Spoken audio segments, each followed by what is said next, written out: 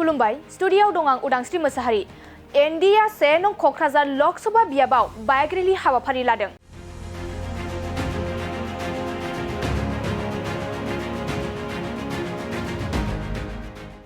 फैगौ लकसभा बिसायख'थिखौ नोजोर होनानै एनडिएआ 1 नं क'क्राझार लकसभा बियाबाव बाइक रेलि हाबाफारि लादों।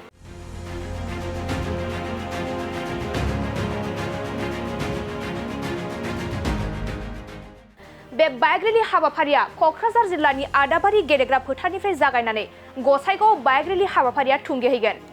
मिथिनो मोननाय बायदिब्ला फैगौ एमपि बिसायख'थिनि एनडिएनि बिजाथि जयन्त बसुमतारीखौ बिसायख'थियाव देरहाहोनांगौनि थाखाय बे बाइक रेलि हाबाफारिखौ लानाय जादों आरो बे बाइक रेलि लानायनि गुबै थांखियानो जादों फैगौ बिसायख'थियाव एनडिएनि बिजाथि जयन्त बसुमतारीया देरहागोनखौ रायजो राजाफोरनो मोनथिहोनाय। बेनिखायनो दिनै बयबो रायजो राजाफोरा लैहोर लैहोर फैनानै बे बाइक रेलि हाबाफारियाव बाहागो लानायखौ नुनो मोन्दों।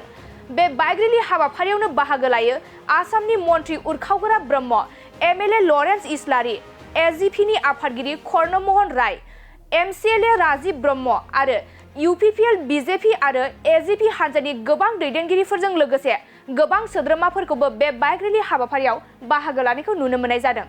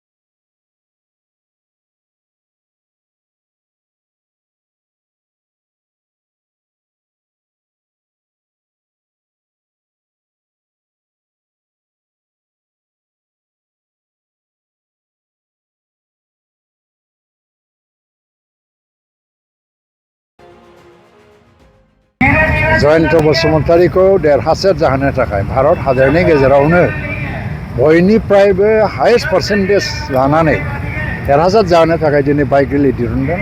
जयन्त बसुमतारीखौ भारतनि प्रधानमन्त्री नरेन्द्र मोदीआ आशीर्बाद होदों, आसामनि मुख्यमन्त्री डक्टर हिमन्त बिश्व शर्माया आशीर्बाद होदों। जों दा एनडिएनि केन्डिडेट हिसाबै ओंखारदों, बेखायनो जयन्त बसुमतारीखौ फेजेननो हानाय खुनु केन्डिडेट गैया।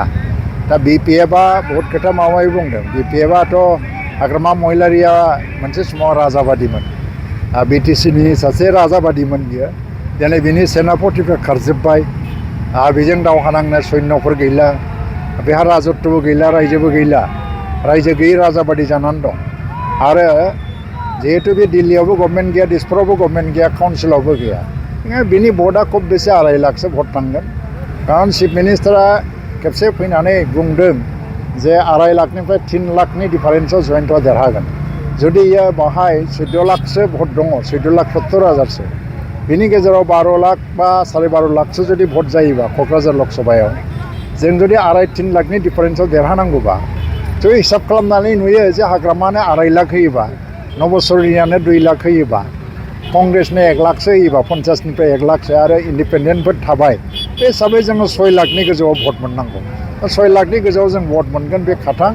दाना आसामनि मुख्यमन्त्रिया मोनसे एसेसमेन्ट खालामनाय, माने बे ओरैनो खालामाखै, जों बादि खालामलाबायनाय नङा। बहुद एजेन्सि सार्भे खालामो, सार्भे खालामग्रा एजेन्सिफोर दं, बिसोरनि रिपर्ट लानानै होदों। जयन्तआ हाइस्ट पार्सेन्टेज लानानै देरहालांगोन, जों बेखौ आसा खालामो। आरो क'क्राझार बिधान सभा जिथु एसेम्बलि सेगमेन्ट, बेनिफ्राय बहुद बुरजा भट मोनगोन। दा लरेन्स इस्लारिया गावनो बावहाय 86,000 भट मोन्दोंमोन, फ्राय 86,000, 2 लाखफ्राम भटनि गेजेराव 1,96,000 ना बेसेबांबा भट दंमोन बेवहाय। दा भटआ माखासे खमायबाय, न' डाउट। दा किसुमान एरिया बावखुंग्रियाव थांबाय हिसाबै 1,91,000 भट दङ बेवहाय, 1,41,000 भट दङ क'क्राझाराव।